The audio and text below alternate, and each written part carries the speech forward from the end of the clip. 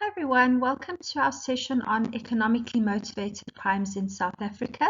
This content is based on Learning Unit 4, Theme 1 to 5, and covers prescribed material 1.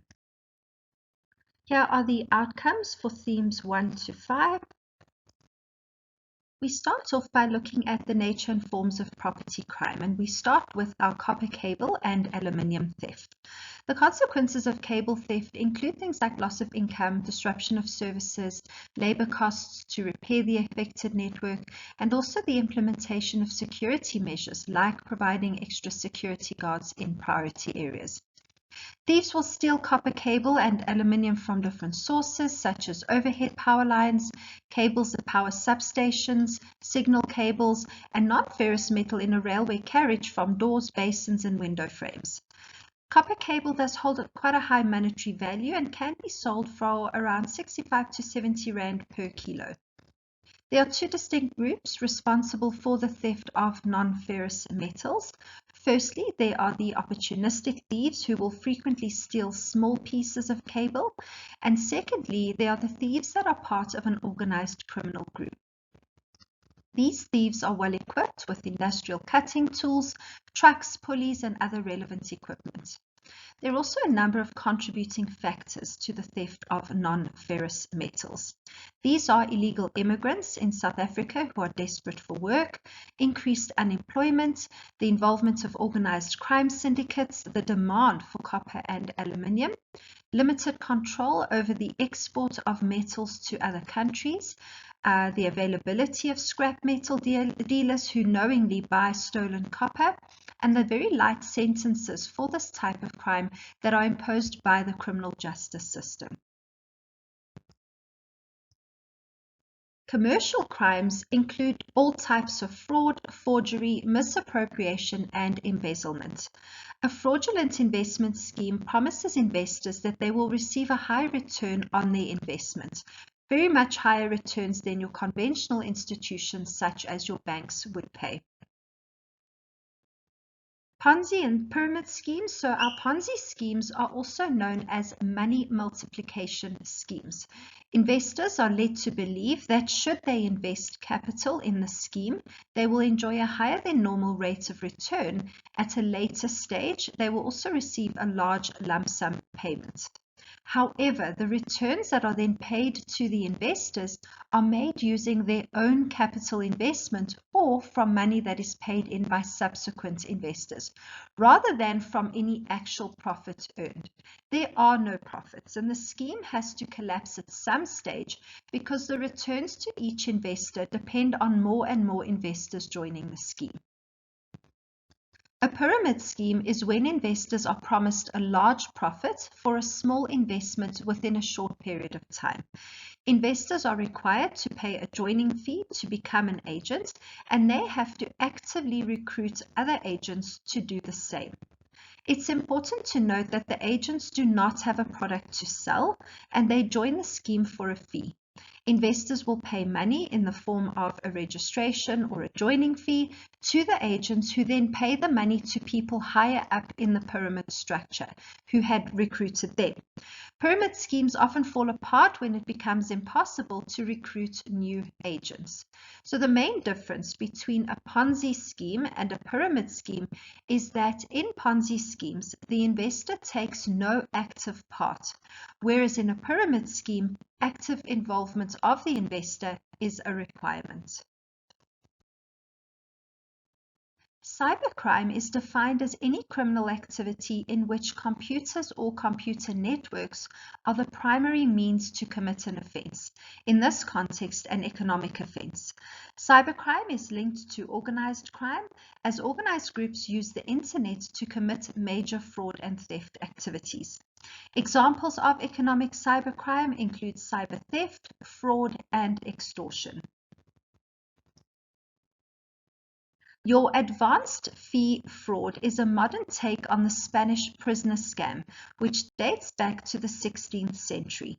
In this original scam, a wealthy merchant would be contacted by a stranger who was seeking assistance in breaking a fictitious family member out of a Spanish jail.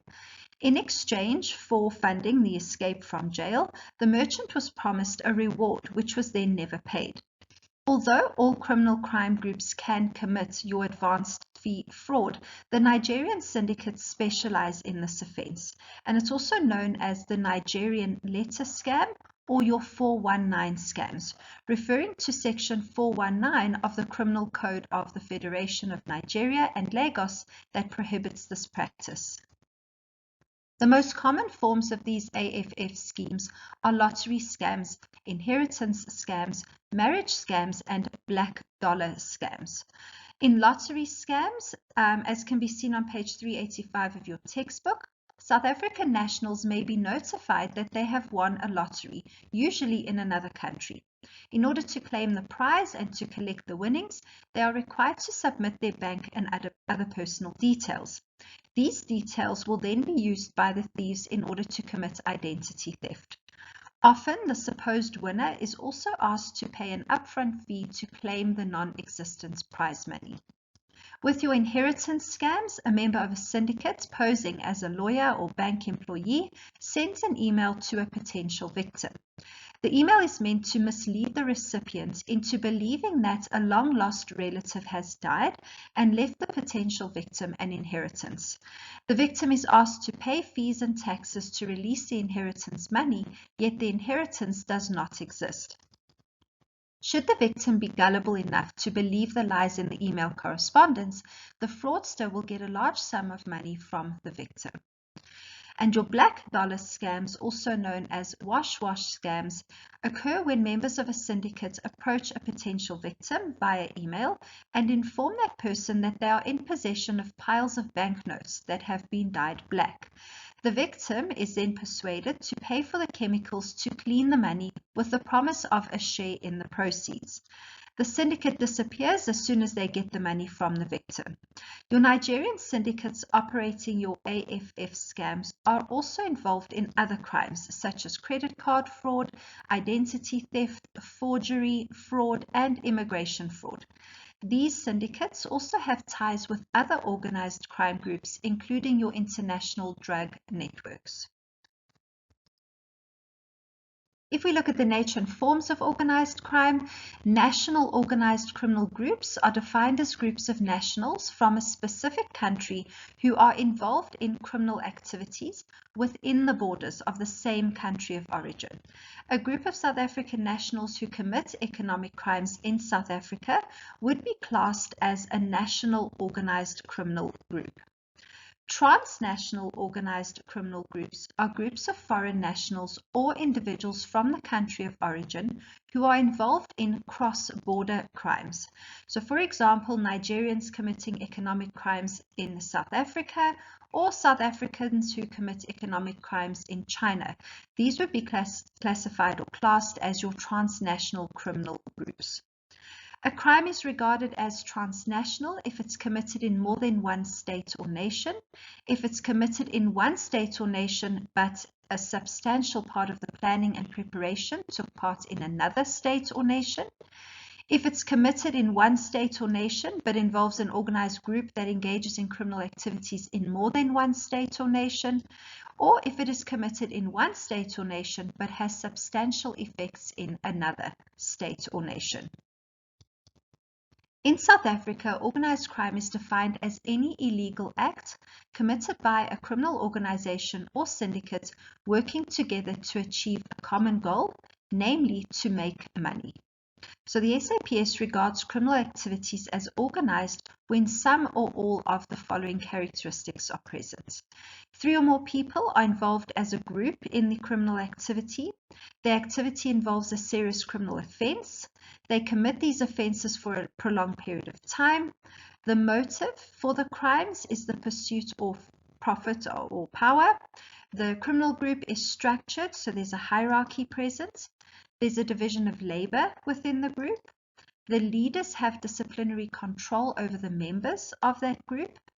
The group also may use violence, blackmail, extortion, or intimidation and corruption in the course of its activities. They often engage in money laundering, and they attempt to exert an influence on politics, the media, public administration, judicial authorities, or the economy. The group also defies national and international borders, so before they can be considered as organized, at least 6 of the criteria must be fulfilled, including the first 4 on the list. In the Prevention of Organized Crime Act 121 of 1998, a criminal gang is defined as any formal or informal ongoing organization, association, or group of 3 or more people, which has as one of its activities the commission of 1 or more criminal offenses, which has an identifiable name or identifying sign or symbol, and whose members individually or collectively engage in or have engaged in a pattern of criminal gang activity. Although the gangs on the Cape Flats are characterized by changeable associations of people, there is a hierarchical structure based on 4 classes, and these classes are the following. The first one is the criminal elite. These are the wealthy leaders of the larger criminal groups, and they've got similar backgrounds in that they all grew up on the Cape Flats and are from poor families. With an increase in personal wealth, they own legal businesses and have acquired properties in the more affluent neighborhoods of the Cape. Secondly, your middlemen. They constitute the second tier of larger gangs and operate the local drug market. Thirdly, your semi-skilled members. So this group consists of people who provide a service for the gang in exchange for money and consist of corrupt police officials, bodyguards, debt collectors, and advisors. And lastly, the unskilled members or gangsters. These are the lower ranking gang members. They receive very little financial reward from the upper tiers of the gang, and in order to supplement their income, they will commit petty offenses such as theft, and the members are, however, a very important part of the hierarchy because they represent consumers of illegal goods. Transnational and international groups. The first group is your Nigerian crime networks. The first Nigerian criminal groups came to the attention of the South African authorities during the 1980s. These groups are not very structured, and members are found in various networks depending on the crimes in which they are involved. The Nigerian syndicates take part in advanced fee fraud, drug trafficking, kidnapping, money laundering, fraudulent marriages, and credit card fraud. Nigerian syndicates are not only prolific users of drug mules, they also smuggle drugs in cargo planes and ships. It is estimated that there are about 4,000 ghost containers coming into South Africa carrying smuggled goods, including drugs. Nigerians have entered South Africa both legally as well as illegally, and distinct Nigerian communities have emerged in some areas of larger cities, such as Joburg, Durban, and Cape Town. The second group is your Pakistani mafia. There's a considerable lack of research on the activities of the Pakistani mafia. It is believed that this group specializes in extortion, kidnapping businessmen, operating sweatshop factories where workers under slave conditions make cheap and illegal imitations of well-known brand name goods, and also drug trafficking, especially in mandrax and the so-called temple ball, which is a combination of opium and compressed dagga.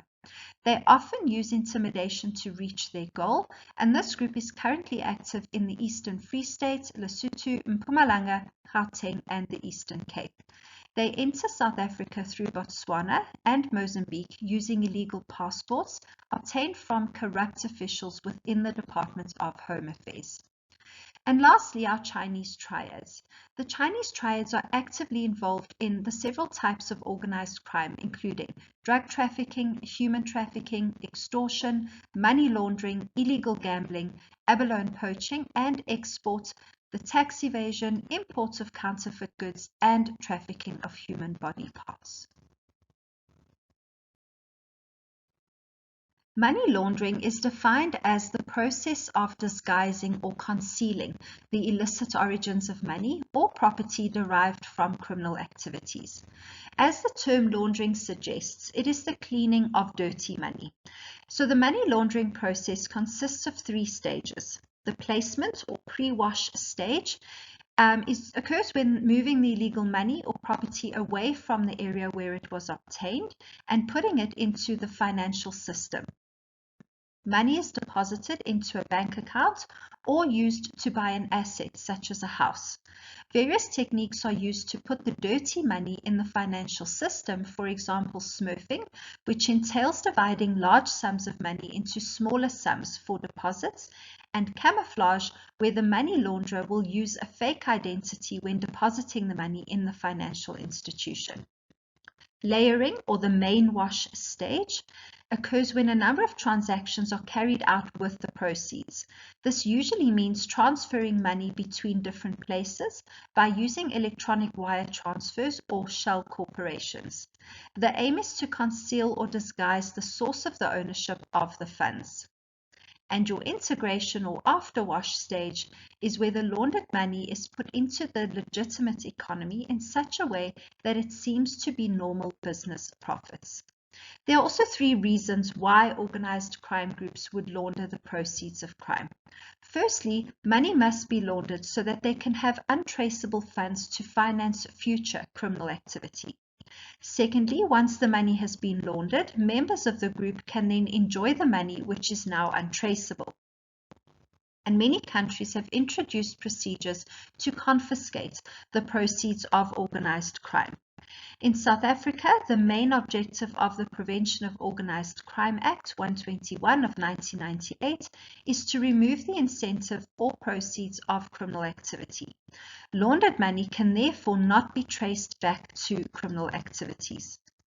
Victims of organ trafficking are usually extremely poor people.